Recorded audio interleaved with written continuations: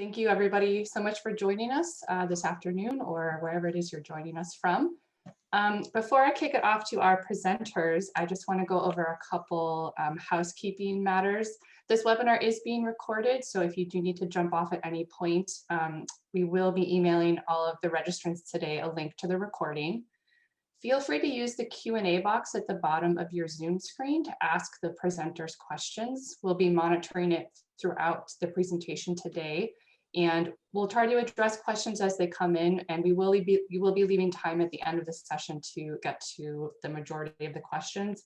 If we are, for whatever reason, unable to address your question today, we'll make sure that we follow up with you. We will be able to see your name and your email address in the Q&A box. So without further ado, I would like to pass it off to our presenters today. Great, thanks, Julie. Appreciate it. Hey, everybody, welcome to this little gathering of the STEM team at Carney Sandoe and sharing some input into the hiring season and cycle for independent schools, not just in the United States, but globally. So we'll provide some insight. My name is Todd Gochman. I handle K-12 science, focusing in that area. Other folks are going to be introducing themselves and handling some other areas as well. And so we'll get those introductions rolling. But as you can see, we have some topics that we'll cover today, working with Carney Sandoe, kind of a general overview on how that plays out, how best to use CandidateConnect to your advantage, the job search documents and information that's going to be essential for a successful job search, understanding how the referral process works, what the expectation is of you, and how best to move forward there. And of course, timeline, process. We'll cover trends. I know that's a big topic for this year, kind of going over what we're seeing in the marketplace. And then of course, we'll give some time at the end for some Q&A. But without further ado, I guess we'll go through some quick introductions and we'll send it off to Baillie. Hi everyone, my name is Baillie Riggs and I assist Todd in the science department. Hi, DZ. I am DZ and I handle physics and STEM placements. During today's webinar, I'll be monitoring the chat, so the question and answer. So if you have any questions, just shoot them that way and I'll either pop them to the group or respond offline. And if I keep going this way, that is why, because the chat's over here. Thanks. Thanks, DZ.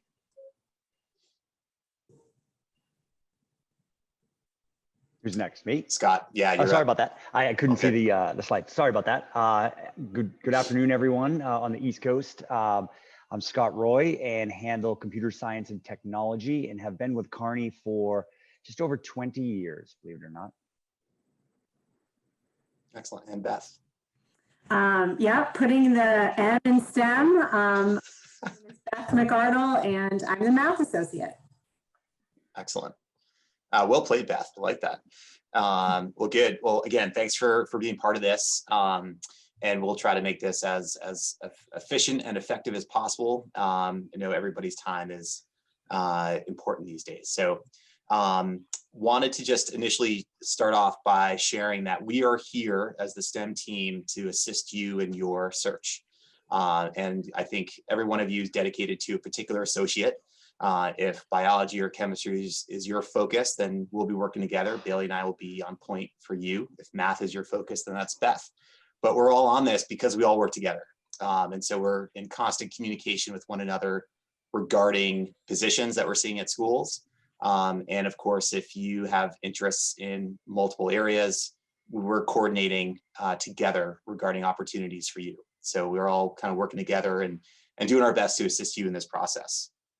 The process right now, where we are at the end of November, as we approach December, is the time when things are really just getting started. So this is a perfect time for you to get all your documents in order, get familiar with CandidateConnect, and make sure that you are in touch with us. And good for us to connect, have a phone conversation, have a Zoom call, Google Meet, whatever it might be, just to touch base, talk a little bit about your search, go over the details. Make sure we understand your priorities, your goals, and then discuss a plan on how best to do that moving forward. So at this time of year, that's the best thing to be thinking about because we start to see those opportunities open up with more frequency in the new year. Our role here is to be a sounding board, right? To be a resource. Of course, we're here to show you job opportunities and do our best to help you get a job, but at the same time, use us as a way to ask questions, how best to prepare for an interview.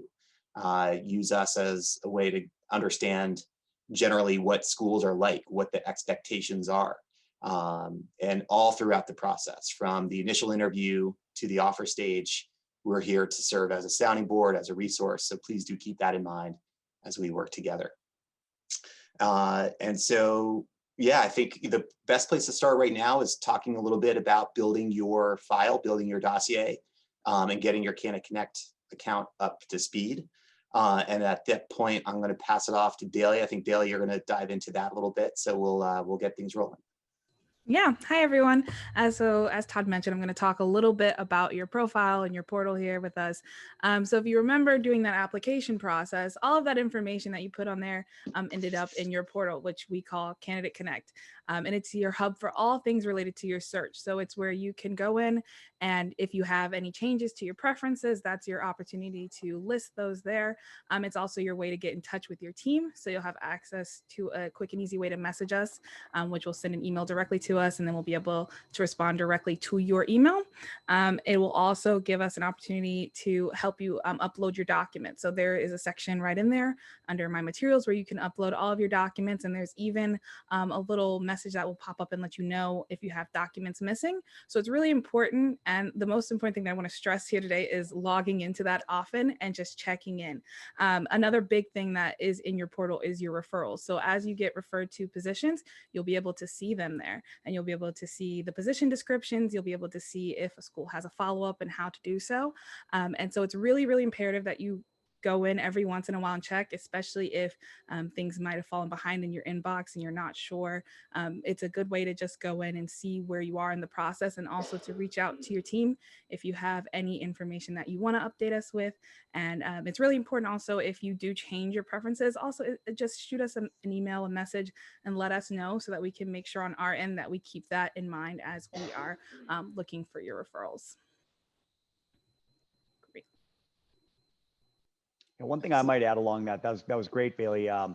Within the CandidateConnect dashboard, when you're on the main page, there is one navigation item. I believe it's the second from the top, is your profile. And that is all the information, as Baillie stated, that you've submitted with us. There are also some questions in there that will only become active once you've started your job search. And those help augment or embellish your profile to schools. You can actually, when you're in that section of your profile view, you can see there's a button to show you exactly how schools see you. And so there's some subjective questions in there that allow you to add things like adjectives you use to describe yourself, maybe some experiences you've had in the classroom, but ways for you to add a little more color to your profile that you submitted when you were applying with us. So it's good to check that out and add that. That can make you stand out in the job search, but that is under the profile navigation link. Great, thanks, Scott. And we had a question in the Q&A, which works out perfectly because it leads to our next topic. The question was from Dustin. Which do y'all perceive as the most important or go-to documents on CandidateConnect?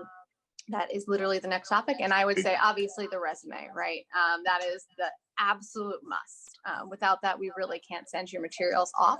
So getting that up is great. After that, the personal statement is a wonderful tool. Transcripts are good if you've been in school, out of school for over 10 years. If you've been in school, if you've been out of school for less than 10 years, you should have transcripts. And if you've been out for less than that, then more than that, you don't really need them. Personal statement, letters of recommendation, really important. You know, some people are searching confidentially and they're more difficult to get, and that's understandable to schools. A lot of the hiring contacts themselves have been hiring for a while and know that when they were searching, they wanted their confidentiality. So a lot of times that's respected. But if you can get letters of recommendation from previous employers, that's wonderful. There's also a place where you can load links to, if you're an art teacher, or demos of your classroom. There's been a lot of virtual lessons, and that's something that comes up in virtual hiring is lessons. You can load a link right in CandidateConnect on your materials. There's an online submission page just below. If you log into CandidateConnect, you can see that in purple, it'll tell you the documents that are recommended. The icon there is a thumbs up, actually, I think, or it's that we're recommending. Some people have asked, is that a little bird or what is that? It's a thumbs up. And then you can also see that your documents are visible or not visible, and you have complete ability to manage your page and what is visible to schools and what is not. You can hide, unhide, bring them back. It's a wonderful tool that you can have access. And think of this as a professional portfolio that can trace you through your career. This is not a one-time this job search thing. You can come back and put all of your important documents and letters here, even if you're not actively looking, as a place to keep your documents organized throughout your career. So we can always be a source for that, so you know where to go in that realm. Other questions? I know a couple. I have a couple things, DZ, I can add to the documents. Also, being the CTO of Carney Sandoe, I get a lot of questions that come through when people have issues. And so I think one thing that we maybe don't explain in the process is that when you upload a document in real time, that becomes available to any existing referrals that you have. So if you upload a new resume, it replaces the old resume. And if you've decided to make something visible, as DZ said you can do on that documents dashboard, the schools that you've been referred to immediately see that in real time. So once you click show to schools, they will see it. And you can always use that as an impetus to follow up with the school you've already been referred to that you're in conversations with. The last piece I would add with documents is if you upload a new resume, make sure that you also go to your profile and add, if you've changed experience or got a new degree, add those things to the profile. And the reason I say that is because schools will use your dossier and your resume as a PDF, but a lot of schools will look at our HTML view of our rendering of your resume in HTML, because it gives consistent, the format is consistent between candidates. So it's an easy way for them to review resumes. And some schools will do that in a combination with looking at your resume. So that's just something to keep in mind. Make sure that both sections are always up to date. A few other questions about your profile. There's a question about the salary field from Jessica. That is not visible to schools. You know, that is great for us to know as we're talking to schools if it's a realistic position for you, but that piece of information is not visible to schools. In terms of recommendation letters, yes, Dustin, the question is which letters are best? Administrators, you know, your supervisors, those who know your work best, are most important. Things that are less important are parent recommendations or student recommendations. Schools really give credence to your colleagues and above, if you will, or people who work with you outside. If you're an artist and you work with a gallery, that would be something. If you volunteer at the Y and teach lessons there, that's another thing, you know, your supervisor there or something along those lines. Someone who's a supervisor in that capacity would be the best letters to get. Department chairs, division heads, that type of thing. But no one kind of your students or their parents aren't always the best in that way. And yes, any observations, teaching observations can be included there. There's an others, you know, there's the resume field, the personal statement, and there's an other section, and you can upload any recommendations or observations from your supervisors in that field. All right. I think that's everything for me in documents, unless there's other questions, which as of now, no. So I'm going to pass it off and understanding referrals. Yeah, perfect, Scott. Thank you. Awesome. Thanks, DZ. So there are 3 types of referrals that we offer as a service to candidates. The first one is just a standard referral where if you've told us your preferences are to work as a math teacher in Boston and you've been working with Beth and you say, send me to all math positions that I match up with in the Boston area, Beth will go ahead and refer you openly to those jobs, to the hiring contact at that school or those schools. And you'll get an email alert, an email notification, and it'll also be posted to CandidateConnect. There are 2 places in CandidateConnect where you can find that. On your dashboard, when you first log in, you'll see active referrals. It lists, I believe, 3. And then if you have more than 3 referrals, it's only the most recent 3. You'll also see on that dashboard the second type of referral, which would be the pending referral, we call it. But A pending referral is different than a regular referral in that the school does not have your information yet. You have to act on that. You can accept it, you can decline it, or you can do some more research and let it sit. But we like to have people at least give some decision to us or use the referral process as a way to communicate with your associate, because even if you're considering it or declining it, that tells us something about if we're hitting the mark or what your priorities are in your job search. So you'll see pending referrals on that dashboard. And then on the My Referrals navigation link, if you click into that, you will see the entire list of referrals there. And I should mention that with pending referrals, if you decline something and then you decide later that you want to go back and reverse that and actually send your material to the school because you've learned new information or for some reason is now of interest to you, you can absolutely do that under the My Referrals navigation link. You'll see the decline there and the same button, send my materials. That'll immediately flip the switch, send your dossier to the school contact, and then send them an email alerting them to that Beth has referred that material to the position. So that's important to do. Those are the first two types of referrals. The third is a confidential type of referral where a school has a position that maybe it's tentative, maybe they haven't let the administration know yet, or for some reason they're not releasing it publicly, but they're asking us to send candidates their way. And so if we know that that's a perfect match for you and you've given the okay, you told us referrals to confidential positions are okay, we will go ahead and send your material. It won't be posted and you may or may not get a notification from your associate. Sometimes you will. It all depends on the sensitivity of the position. But those are, in summary, the three types of referrals. We have conference referrals we might make and some other special referrals that might be location-based. But the ones that appear in CandidateConnect under those two areas are the dashboard. In the dashboard area, in the My Referrals page are regular standard referrals, pending referrals, and confidential type referrals. Scott, we have a question from Andrew about what about old active referrals? So if they've been there a while, should I follow up on those or should I just let them sit? How should we proceed with that?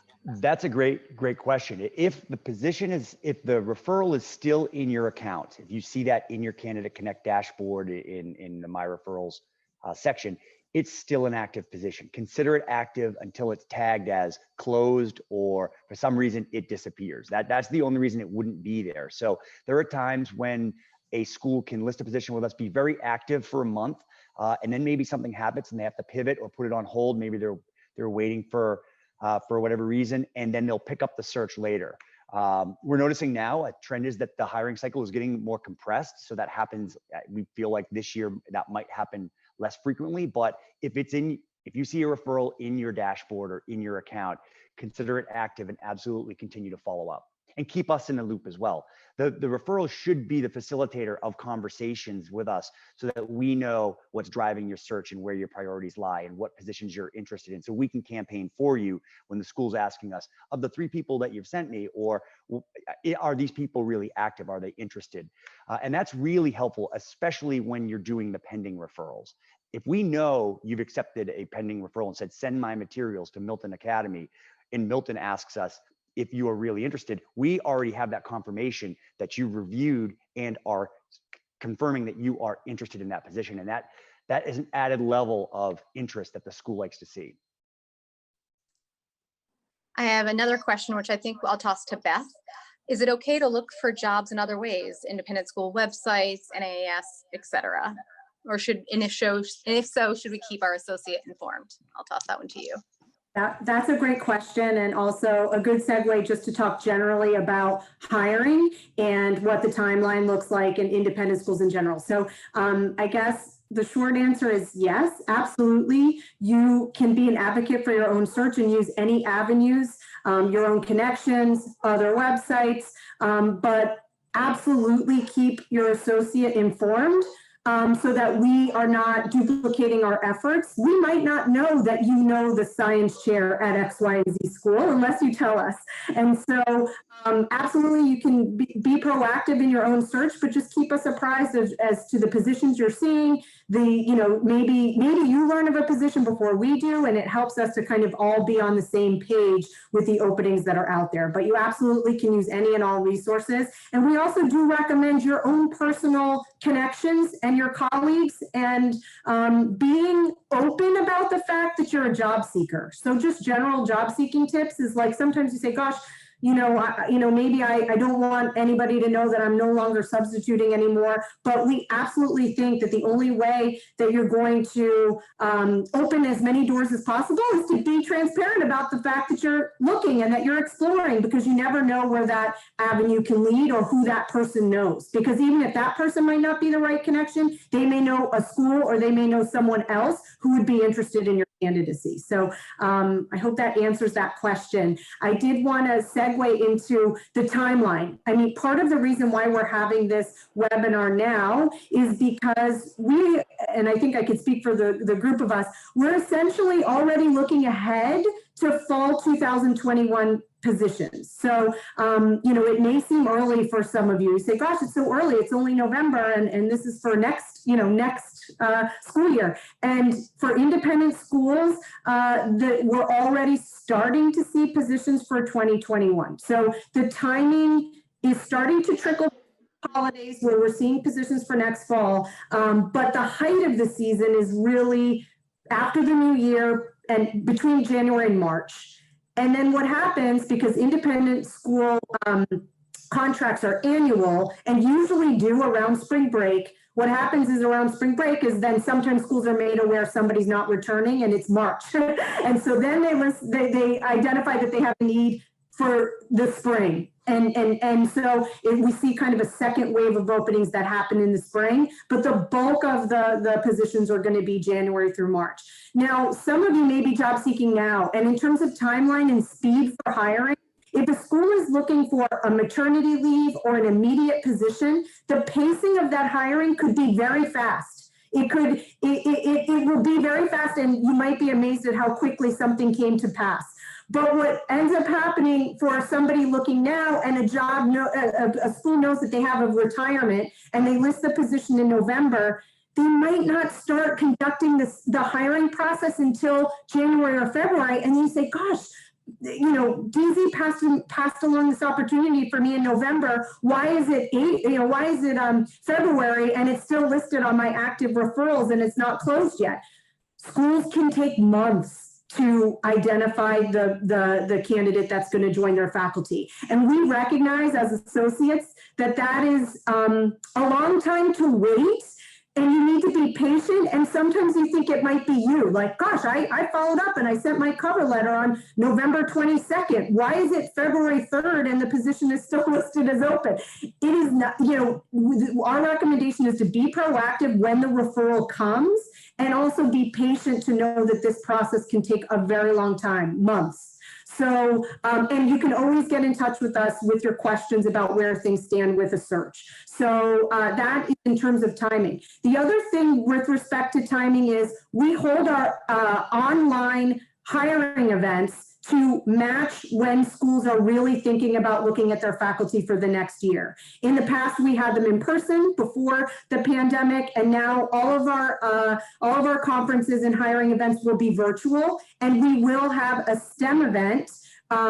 Julie, thank you for posting that. March 4th and 5th, and you say, gosh, we're talking in November about hiring. This seems like a long way away. And yes, the hiring process takes that long. And so it is matched with the height of when schools are going to be looking for educators for next fall. So we encourage you to attend and spread the word that we will have a week long of professional development in the area of STEM, as well as a hiring piece where you can connect with school hiring contacts for your job search. So that's another resource for you and you'll get more information from us and our conference team closer to that event as well. Okay, a question Beth, Todd, anyone really? How can I best stand out as a recent graduate with little experience as the head teacher in a classroom? Yeah, great question. I think without knowing kind of your background, I think any sort of kid experience, leadership experience, volunteer experience that you have that shows a school that you are engaged in your community or in other ways outside of your academic focus, that's what you want to focus on. Because when schools are hiring, and I say this often, they're not looking for a one-dimensional person, right? They want somebody who's going to be multidimensional, right? How can you contribute to a school community, both in the classroom and outside the classroom, through your teaching and then through coaching or clubs, activities, community service. These are things that schools look for. As a school administrator, hiring is a puzzle, right? And they're trying to fit all these pieces together. And the big pieces are the component. And then you have to find other ways to then kind of fill in the other gaps. So I think for you, in terms of highlighting your focus, show what other ways you can add value to a community in addition to your core academic realm. And of course, if you have any kid experience, highlight that. Beth, one on timeline again. If we are going to stay on, I think we're still good on time. You touched on it, but someone's asking for a little more detail on the hiring timeline and how it's altered by COVID, and if we have any insight onto how that's going to play into the hiring process this year. Yeah, good question. Yes, thanks, Dustin. That's a great question. And I think my colleagues will be able to hopefully follow up on my response to that, because it really varies from school to school. But what we can see, at least to just go into history of the pandemic, basically, we came to terms with it in March. Schools put things on hold for their hiring for actually this school year, and resumed in the summer for this existing school year. And there were vacancies. Eventually, positions either were lifted from being on hold, or schools realized that they actually needed to bolster up their faculty to accommodate hybrid learning, faculty that would be comfortable on campus, or handle excess sessions or units or courses that are remote. So the hiring continued, and we're seeing that happening. So if there's any fears to think like, are there even going to be openings for now or for next fall? I think we want to say yes. Schools are going to continue to have reasons why people are going to be leaving their current positions, and or they're going to be bolstering up their faculties, particularly also in the STEM fields, in the STEM area, to have those courses covered. So in terms of what that means for process of hiring, we have seen, obviously, it's gone to virtual. We're doing this webinar. I mentioned that we're doing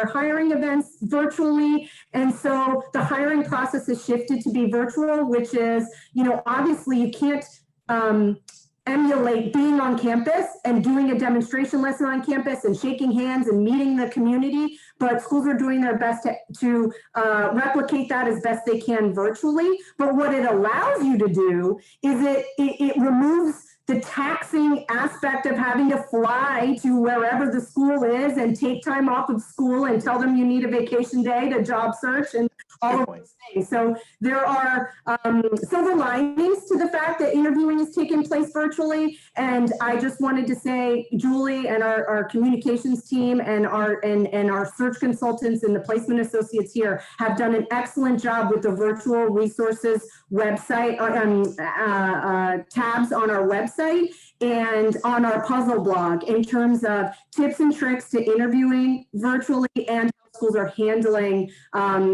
virtual hiring. So obviously the safety and health of school communities is number one for administrators. And that's actually something you can think about when you're connecting with schools about what their current or their expected plan for teaching responsibilities are going to be for when and if you join the community. Will you be expected to do remote learning? Will you be expected to be on campus? And those are questions that I don't think we've ever had to see before 2020. So I open it up to the rest of the group. Yeah, I think one important thing that we saw emerge last year towards the end is that schools just wanted to get through the end of the year. And so they were pivoting, some just closing early, some trying to do remote instruction and then just learning as they went, right? And that put a lot of It was taxing to the systems because the curriculum and the programs weren't necessarily thought of and devised that way. But now going into this year, they knew they were going to ultimately maybe have to make a call and go hybrid or go completely remote. And so you can use that as an opportunity to emphasize your flexibility, maybe and use it as talking points, hit it head on if you're getting interviewed, and highlight that you have experience with certain CMSs or LMSs that allow you to use them remotely. And we're all, it seems to be now full-time practitioners of video. I didn't think that a year ago that I was going to be Zoom and Teams every hour of every day, but that's the new normal. And so I think embrace that and show that you're ready to contribute regardless of what the model is. And I think that can be a strength that you're bringing to the table. And schools are definitely going to be looking for that moving forward. I don't think this is, even if the pandemic it goes away, it's going to be something that's always in the back of the mind that if we have to pivot back to something like this, we can. And so that shows your versatility, or you could emphasize that. That's a really good point, Scott. Scott, and sorry if I missed this, but and maybe you mentioned it in the document section. If you do have a demonstration lesson or a video or a URL, that can be uploaded to your profile, and more schools are asking for videos, especially if they're not going to be able to have you do a demonstration lesson in person, to have some sort of way to evaluate your teaching, and you have a place on your profile where you can upload those URLs, teaching websites, Weebly's, and also videos of you teaching. It's great. Yeah, and I think, you know, Beth, one of the things that I've instructed some candidates to do is just acknowledge the fact that if you have been in the classroom and you've been through this last year and this year, and as you've taken your instruction and your lesson plans, and that were always done in person, and then you're moving them to a virtual space, talk about the challenges you had and how you've had to maybe re-engineer or change the content to suit the whole learning process has been thrown upside down. So I think that's something that can really create some engaging conversations to show that you're aware of, we're all in this together, but you're aware and you can do your part to help students continually to progress and learn. Yeah, great point, Scott. Something else that I think about too in terms of the virtual hiring process that you might experience is schools diving into a little bit of a deeper, maybe a more philosophical question a little bit earlier in that interview process to see if you align with the school culture and the community. And so that's just something to be prepared for, because sometimes, you know, I think, you know, pre-COVID, schools would ask those questions, probably more challenging questions, discerning questions when they met you in person. That's not going to happen now, right? So, and everything's going to be happening through this platform, through a virtual interview process. So expect that from the school side, but also for you to dive into those more thoughtful and theoretical questions earlier in the interview process as well. So you have to be discerning. You want to figure out, you know, what school and what environment is going to be a good match for you as well. So that's just something else to be thinking about as you dive into these more, you know, these rounds of virtual interviews.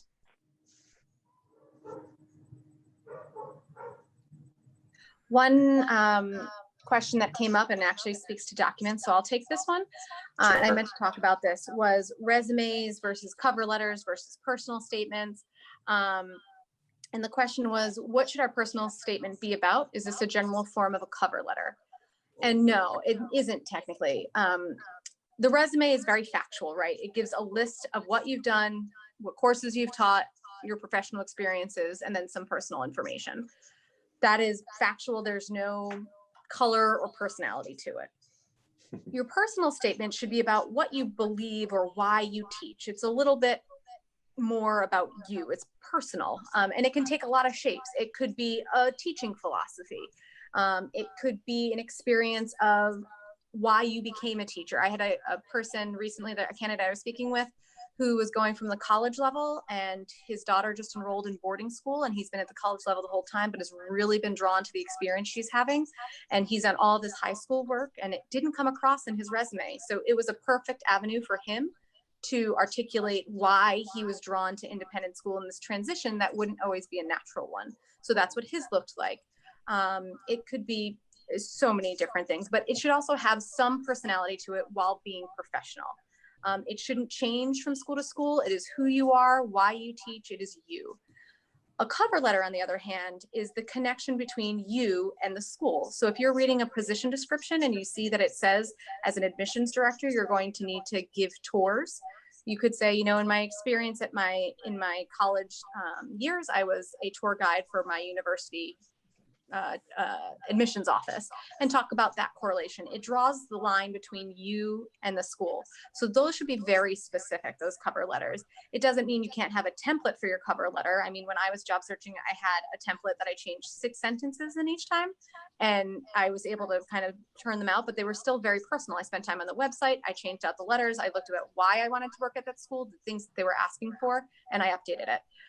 So you can have a template for your cover letter, which should change school to school. The personal statement is more personal, you know, as much as you're looking for your next family, they're looking for their next family member. And it's important for them to know, are you the crazy Uncle Bob, or are you the sweet Aunt Susie? You know, that personality can come out a little bit in your personal statement while still being professional. And the resume is, of course, a very factual recitation of what you've done. So I think that is that. Yeah, just to reiterate that piece, DZ, yeah, on the personal statement. We've heard from a number of schools over the years that they really value the personal statement because it does give them a little bit more, you know, depth and understanding as to who you are as an educator. So, and that's something that we've been hearing pretty consistently, and that's why it's a document we ask for, because it does add a nice level of value and differentiation, you know, for a school. Okay, who can take this one? Vis-a-vis the questions about fitting in with the school community. How do you recommend merging the concern with our general documents, info, etc.? For example, recorded lecture samples or teaching philosophy statement.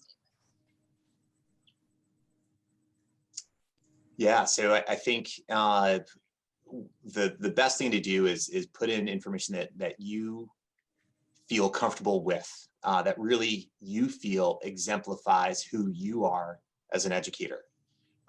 Will every school that you speak with be a perfect match philosophically and have the vision that you have? Probably not. But the information that you provide should do the best job possible to show a potential school what you're all about as a teacher, how you like to engage your students. Are you a builder? Are you a makerspace person? Are you someone who's super innovative and wants to get hands-on? Show that, right? Are you someone else?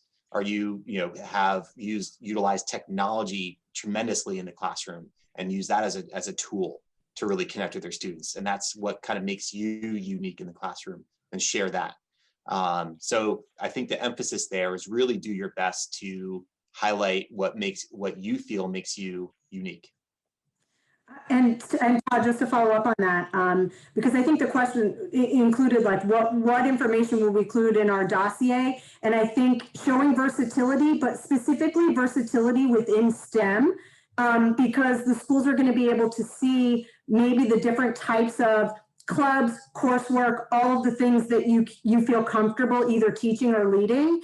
And it kind of goes to differentiating between what's in your profile that all schools will see. So just like Todd said, to showcase yourself and everything that you think you can contribute to a school. But how that is different than the cover letter is, if they are asking for an AP computer science teacher, that's going to be where you're going to really make a case that your focus is AP computer science, whereas your personal statement and the information that's in your Carney Sandoe dossier might say, I have a background in teaching computer science and math, and I led the robotics team and those types of things. So you really want to just be mindful that the information that's in your dossier is going to be viewable by all schools. So it should be general and show your versatility, and that the cover letter for a specific school and position should make an argument for why you are particularly qualified for that particular opening. And I think, Beth, there is an art to how a personal statement can be written if you're trying to emphasize both specificity and versatility. For instance, STEM are the utility players. STEM teachers and Maker in this area of schools are the utility players in essence of faculty, right? There are some positions we get where the school will say, we need a chemistry teacher who can teach physics, math, and computer science. Those are 4 different departments. So how would you articulate that in a personal statement if you're the person who is the chemistry teacher, who is a subject area expert in stoichiometry and all the things, the equations that go into chemistry, but you also do know a little bit of those other areas. And so I think you can do it. There's an art to it without limiting yourself. That's what Beth is saying. And I think that's important. Don't use the personal statement that all schools see to put yourself in a box. If you do, make sure you also make statements that show that you're versatile and you can be a utility player, because that's what STEM is. It's multidisciplinary. And so try to emphasize that if that's what your focus is for your job search. Yeah, that's great. Yeah, Yeah, thanks Scott, for emphasizing that versatility piece. Just to follow up on that, you might have skills and hobbies and clubs that are not even STEM related at all. And so those are things in terms of extracurriculars. When we're talking about versatility, it can be within STEM, but it can also be ways in which you can contribute to a school community that might not be about STEM at all. And so you really schools want candidates to be involved and connect with the community and students in different ways. And so sometimes it's athletics, sometimes it's theatrical arts or music, sometimes it's other things or things that are personal to you. I mean, we've seen across the board, gaming club, Quidditch, what is it, Quidditch? What is it? So things that, that might be a little outside the scope, knitting club, those types of things. So think about the extracurricular activities that are important to you, rock climbing, etc., that might not even be STEM related at all, but could really be a good fit for that particular school. Being mindful of the time, we're at 4:40. If you have any questions that are kind of percolating, you want to put them in there so that we make sure we get them. We've all been on webinars that have gone on too long, so we just want to make sure we're doing well. One question came in about visas, which is a great question. I want to ask about the visa issue. If I'm a non-US citizen, how I'm able to find out whether a position takes OPT or sponsors H-1B later on. Usually when I look on hiring pages, that isn't there. That's a great question, and it's going to affect a lot of job seekers. In our experience, and people can follow up after me, OPT visas are generally people coming out of schools, especially those with a STEM extension. If you're eligible for that, which probably being on this webinar you are, schools are pretty receptive to that, particularly in a fellow role or an intern role for a 1-year position or 2-year position. Those are generally pretty accepted. What is really important for us to know is if you actually have your OPT or the exact start date and the exact end date, that becomes very important. If your end date for your OPT is in May, that wouldn't be great for a school, and it leaves the school in a tough position. So just being mindful of knowing all the information about your OPT. In terms of H-1B, that's something that is a little less known to us. Some schools are willing and some schools are not. That's something that is kind of school by school and not as easily for us to discern, probably as much trouble as you're having discerning it from their webpage. What is important is to make sure that you're honest and open from, not maybe from the very beginning, like in your cover letter or anything, but just being open and honest about what you're going to bring. Schools want to hire the best person for the job. And if that means they're going to have to sponsor you for your visa, then that might be something they consider. But just being open and honest and communicative is probably the best advice that I would give. I don't know if anyone else wants to take a bit on that.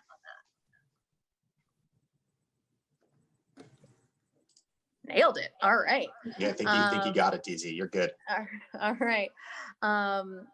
So under the teaching administrative interest on CandidateConnect, how do schools perceive the order of importance of the roles listed?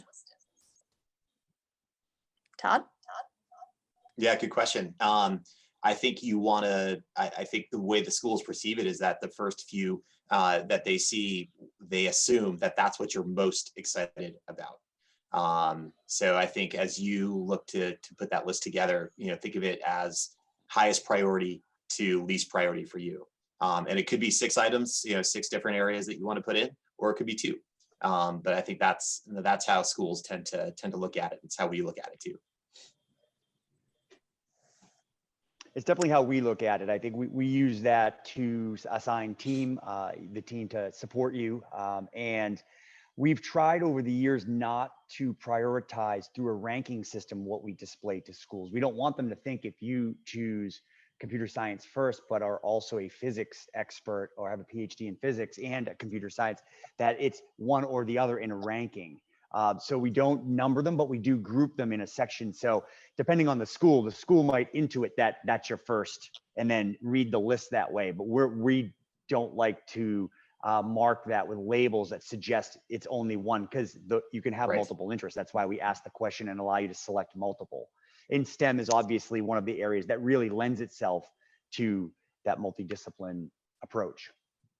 And just to follow up on that, sometimes schools are very strict. Some schools are very strict about the education requirements where you must have a degree in mathematics or you must have an advanced degree in mathematics. And other times it might not be, they might say, or, mathematics or a related field. And then it could be any of the fields that my colleagues, that my colleagues are representing. So I think it's going to depend on the school in terms of what the qualifications are for that specific job in terms of specialty or academic background. And we're just, I think what might be the last, maybe not least, question, going back to kind of those interdisciplinary abilities and where can candidates articulate those, such as knowing how to integrate history and English and everything else into their STEM lessons. I would say that there are a couple of places, you can touch on it in cover letters and personal statements, but you don't want to make those too lengthy that school contacts are just gonna be like, I don't want to read that, that's too long. So you want to maybe touch on it there, but it's definitely something that could be delved into in your in-person interviews. There's going to guaranteed be a question. They're going to talk about curriculum, collaboration. These are all things that schools are looking to do and have their teachers be partaken. And I think that it will be a perfect opportunity for you to bring it up there and really drive home your interdisciplinary experience while not taking up the runway or the real estate of a cover letter or a personal statement in any lengthy way. If there's a very crystallized anecdote that you can put into a personal statement or a cover letter that doesn't take more than 2 or 3 sentences, wonderful, you can put that in, but you really want to save the in-depth piece for an interview, because it's really good dialogue and content for an interview. It's a lot like how if you have a portfolio of things that you might have put together from your work, that's not necessarily something that needs to go out in your initial application or on our website, but it is something that can be a talking point for you in your interview process. Other thoughts? Yeah, well stated. All right. Well, how are we doing on time? We have a couple more questions, or a couple more? Yeah, we can do a couple more. Absolutely. All right, love it. Let's go. We got them. I'm curious if there's ever a place for comments or recommendations from students in our application. I've had students give me feedback that I thought was more insightful about how I teach than the kinds of things that were said in recommendation letters from my supervisors. Is it appropriate to include student comments in personal statements or documents? Who's up? Ooh, that's a good. I might be able to answer that in one option or way. So we have a section on CandidateConnect that allows you to do something that is similar to like a LinkedIn endorsement. It's, in fact, we call it endorsements, and you can have someone, you can send a link to them to fill out, and it's less formal than a letter of recommendation. But it is something that schools will see, and you control whether they see that. So back, you'll see it in your account, and then you can publish it to schools. And it's a little less structured than a document letter of recommendation. Uh-oh, bit little frozen. Schools. Oh no. Yeah, that's all right. I think you're coming back now. Well, I'll follow up with that. Yeah, Beth, you want to run with that?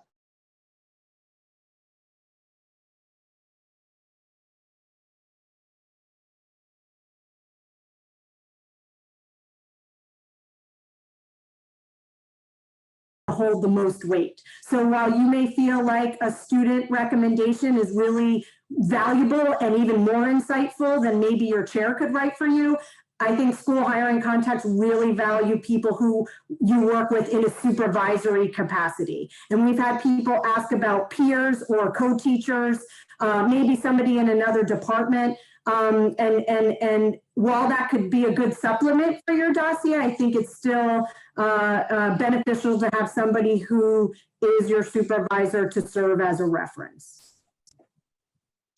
Yeah, great. Excellent. I think it's really nice to have those letters from parents and students. I mean, that's kind of, really wonderful, right, to get that support. But when it comes to the hiring process, schools are looking for the professional documents, as Scott and Beth are highlighting. But good to have in your back pocket, and you can share and always ask, as you move along in the hiring process and become semi-finalist, finalist for a position. It's something you can add, that supplemental, that could be really, really nice. What's the best way to go about things if you don't want your school to know that you are looking? Bailey, you want to take that one? Sure thing. Yeah, so we actually have a system in place to ensure that we will not send your materials or your information to the schools that you have worked with or are currently working with. So it's not something that you necessarily need to worry about in terms of us, letting your school know that you are doing a search, or that we would send you for a position that may be opening up at your own institution. That's not a worry that you have to have. Mm-hmm. All right, and the last one, what is the best way to convey to schools and the Carney team that we have a strong preference in teaching 2 subject areas? Let us know. Yeah, and we can share that with schools, right? We can let them know that you have an equal interest in multiple areas. As Scott highlighted before, in the STEM field, that's common, right? Being able to teach chem and physics, math and physics, right? I mean, and have an equal interest in both. Fantastic, right? Schools love to hear that. Yeah, I always say that it's a great way for, a lot of I handle physics candidates primarily, and some of them have taught chemistry. So they don't necessarily want to be up for a full-time chemistry position where they're only teaching chemistry, but they're open to covering a chemistry class.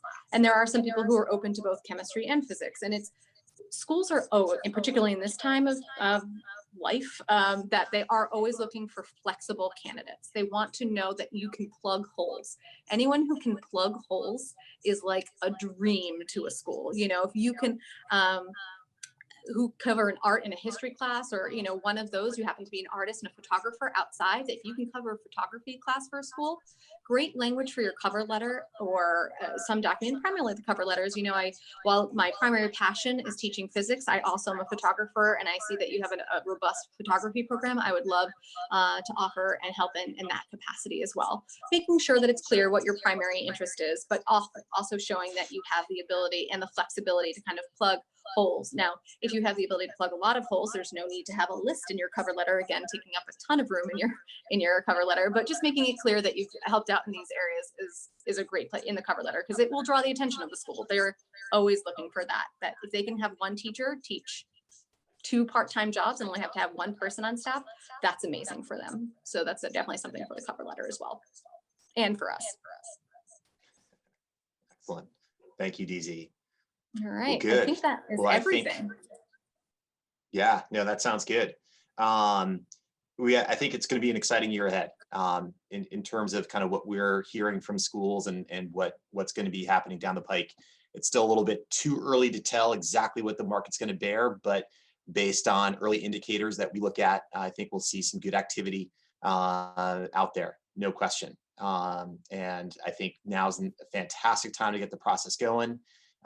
Good to have everything in order. I think use January 1st as a nice date to kind of get all your ducks in a row, because once you get into January, that's when things really start to kick into gear, and that's when school administrators start to really think about their needs for the fall. So by being part of this and getting the process started now, you're in great shape, and we look forward to diving in and helping you out. And I can only imagine how busy your fall has been. So I wish you a very restful and relaxing Thanksgiving holiday coming up.